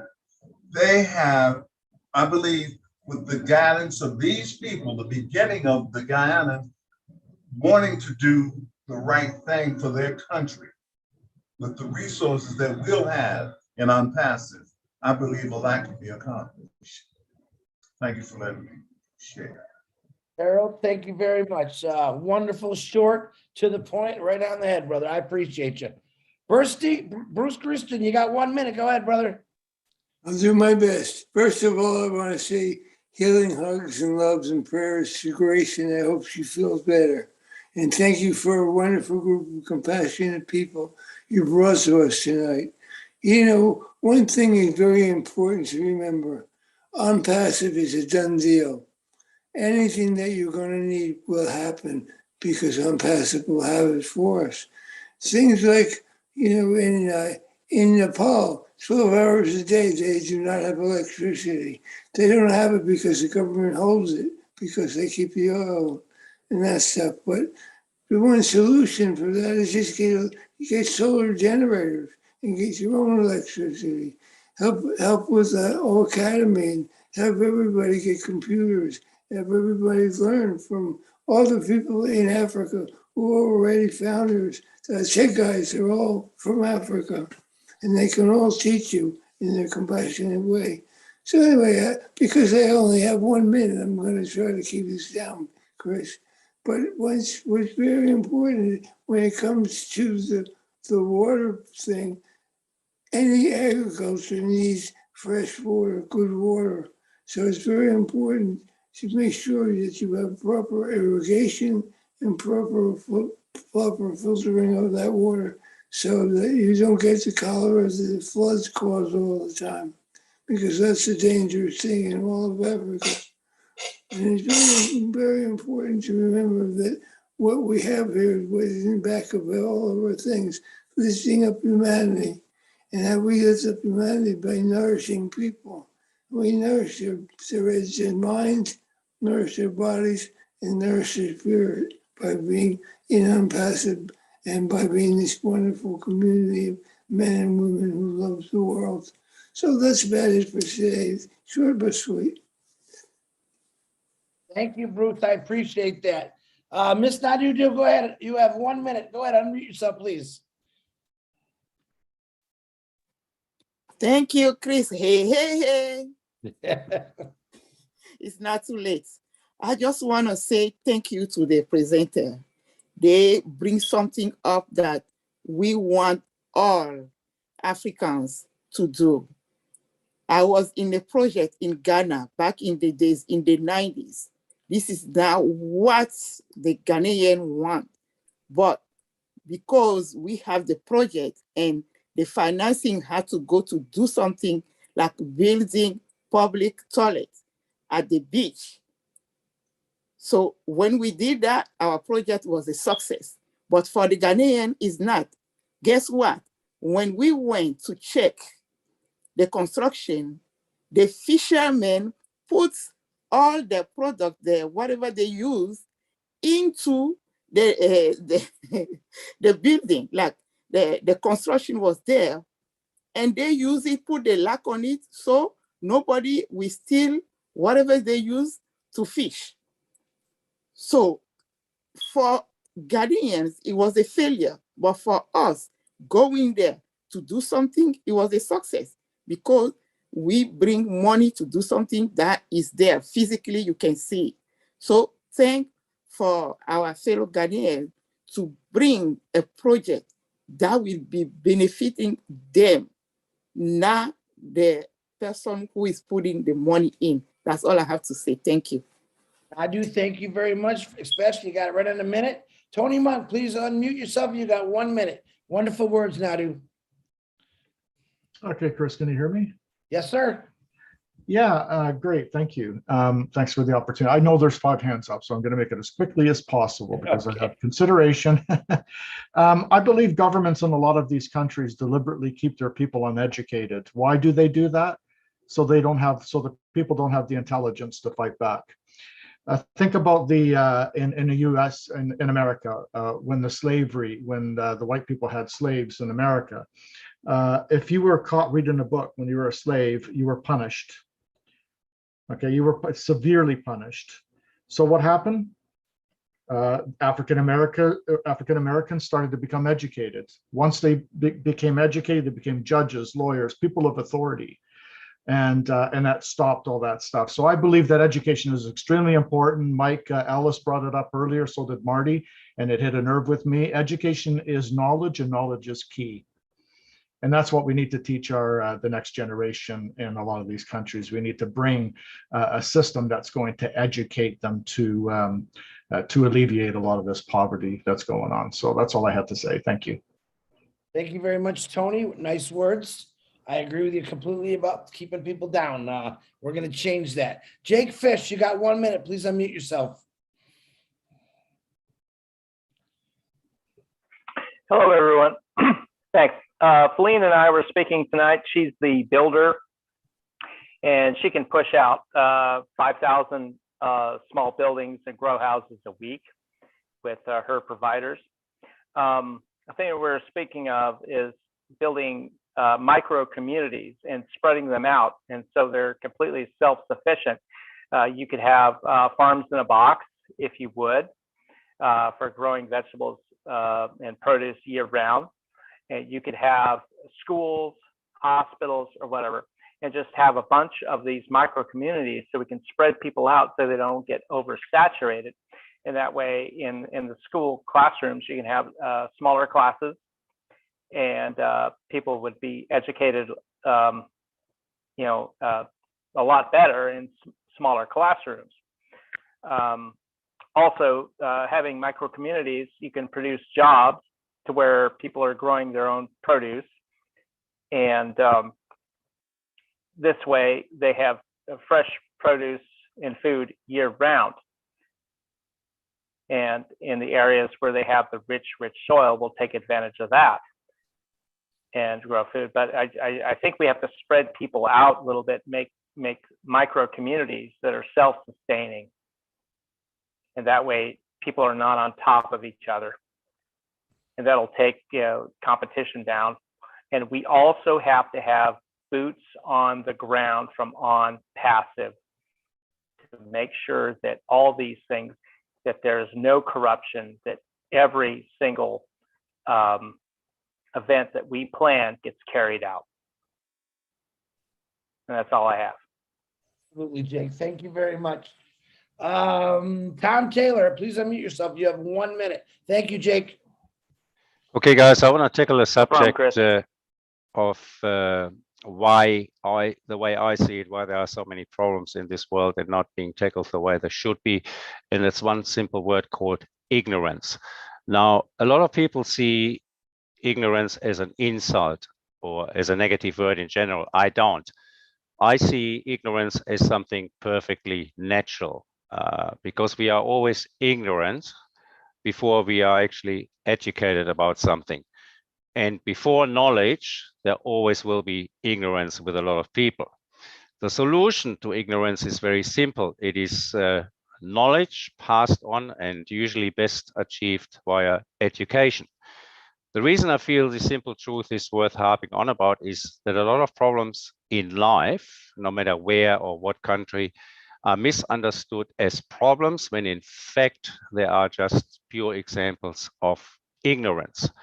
Now, we got a lot of fantastic leaders in our group here, and I feel sincerely that if we can overcome this ignorance by setting an example, doing good deeds, whichever course it may be you would like to pursue, that will create a ripple effect.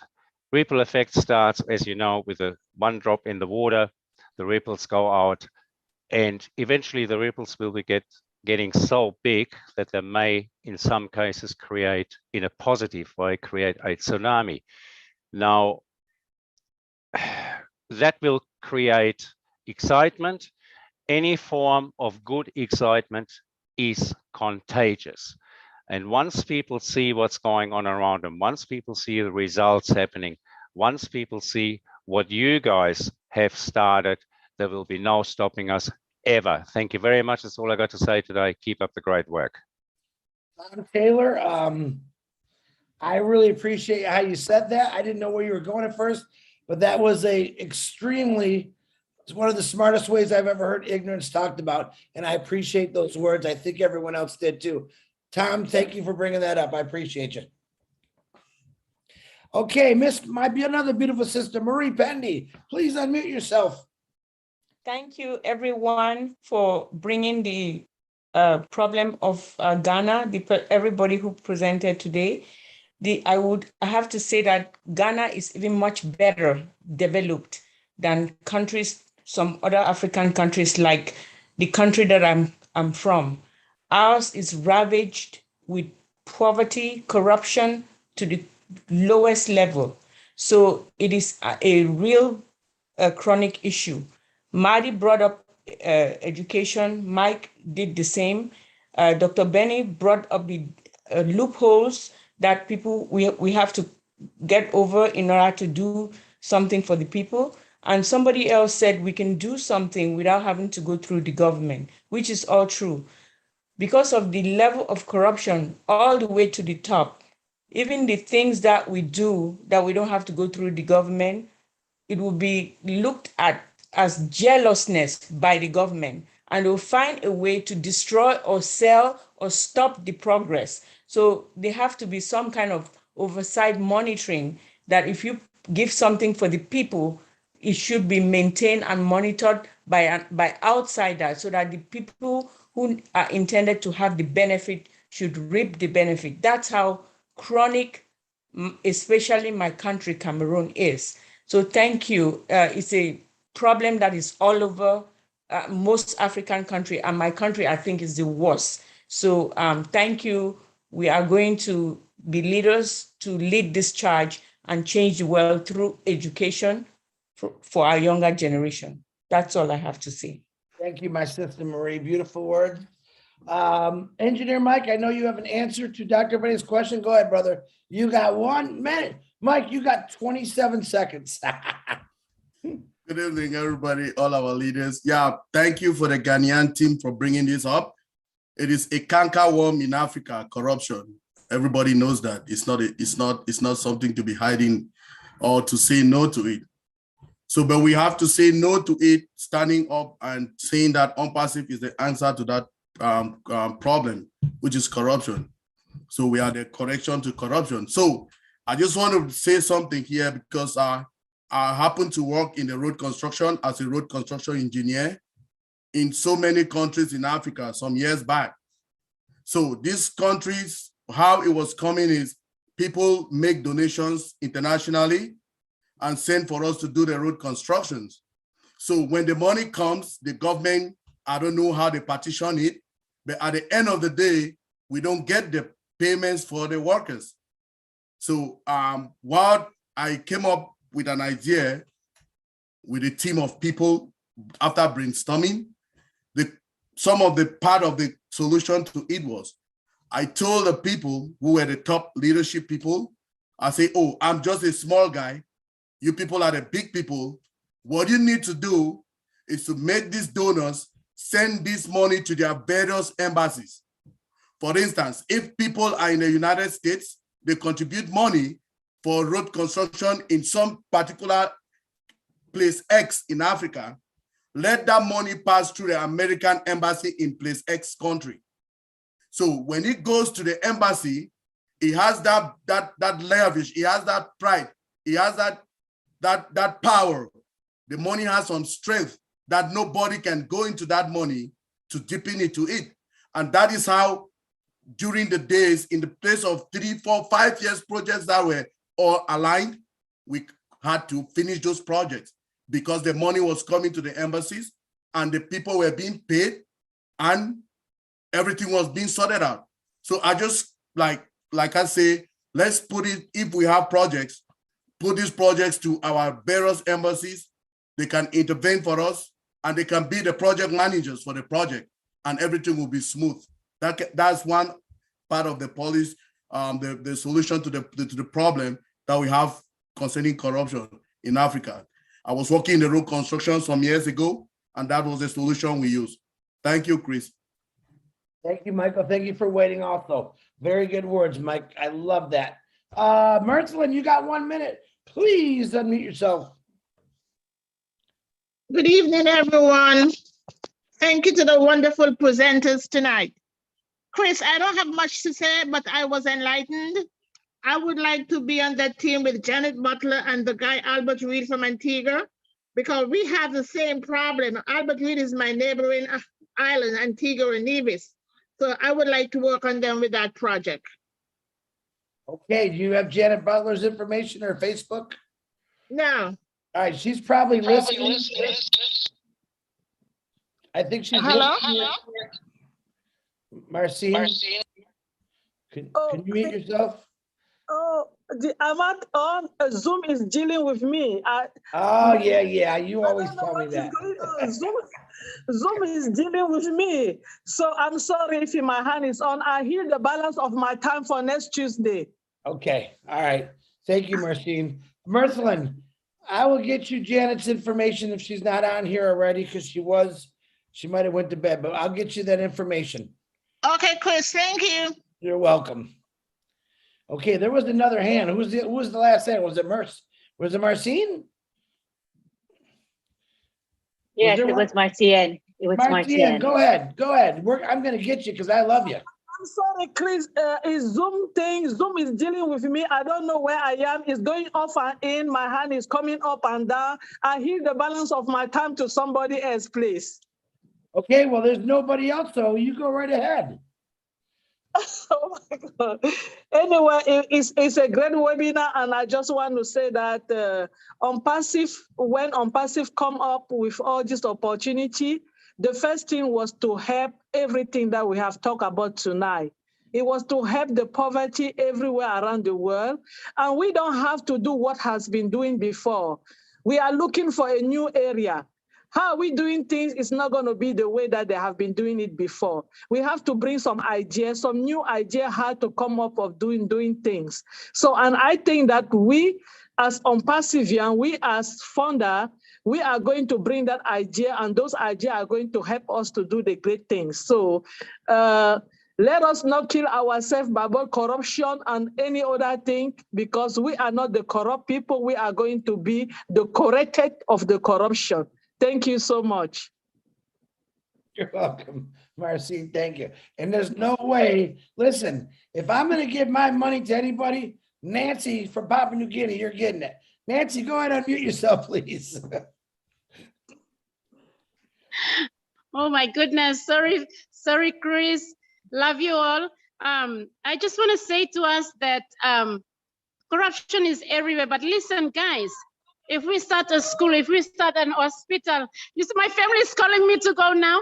If we start a school, if we start an hospital, if we do a project, let me tell us, buy every reseller position for everybody involved in your community. Put all these children to a reseller position, put all the women, everybody. We don't have to worry about the government. Just forget about the government, because there's a corruption that has been there for ages. This demon doesn't die until Jesus comes back. So let's do it differently, like what Marcina said.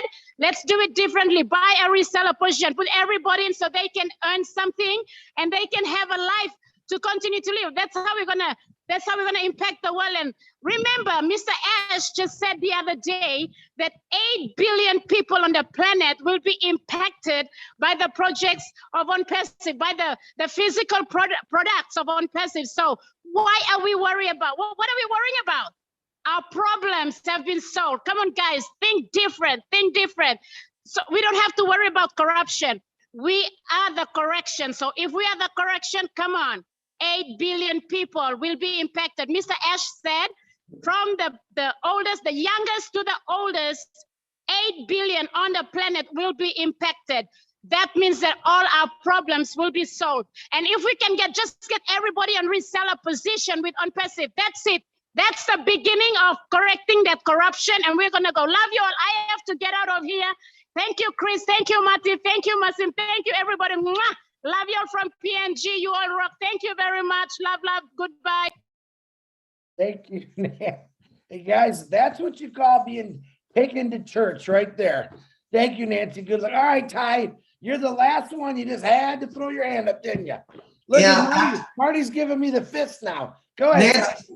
And Nancy's the one that started. She got me started. I'm sorry, I can't help it. I love that. I love you, Nancy. You crack me.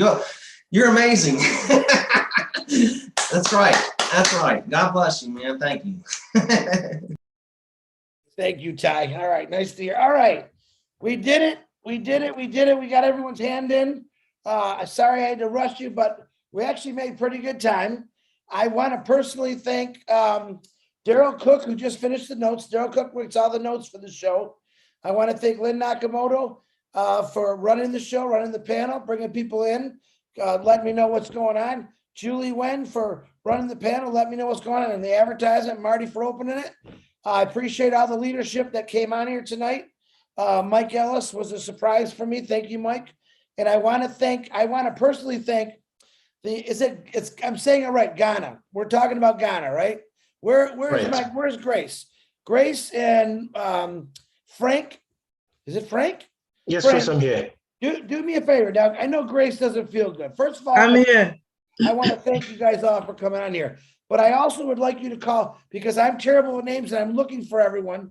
I know you don't feel that good, Grace. So if you want to let Frank call it out, can you call all the names out so we can show our appreciation to all of you? Mm-hmm. Whoever wants it, Frank or Grace, your call. Frank, please. Oh, thank you, Grace. And thank you, Mama Grace. Yes, I have Brother Edward Ampedu, our sister Anita Boaji, Sister Laurentia, Wahamina, and Sister Echa Bafo, and of course myself, Frank, and Mama Grace, wonderful woman. We just want to say thank you so much for welcoming us, for giving us the opportunity to share our issues back home with you. And we appreciate all the support, the opportunity given us. And we are glad to be part of this wonderful family. We pledge to give back to our country and make Ashford proud, because that is what his vision is, to enable us to also enable other people. Thank you. Wow, thank you, Frank. Grace, would you like to say anything? I know you don't feel good. You like to say a few words? Oh, you got it all over me.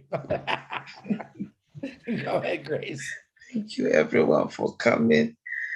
Thank you for this opportunity you have given us. I'm sorry this voice is not good, but I really appreciate whatever you have done for us and the opportunity that you have given us.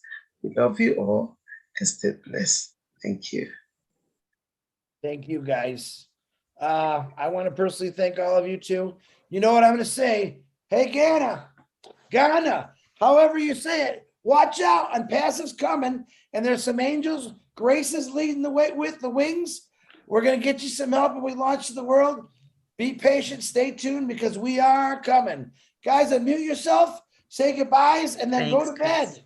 Yeah, good night. Thanks, guys. Thank you, everyone. Virginia. Night. Love you. Hey, Chris.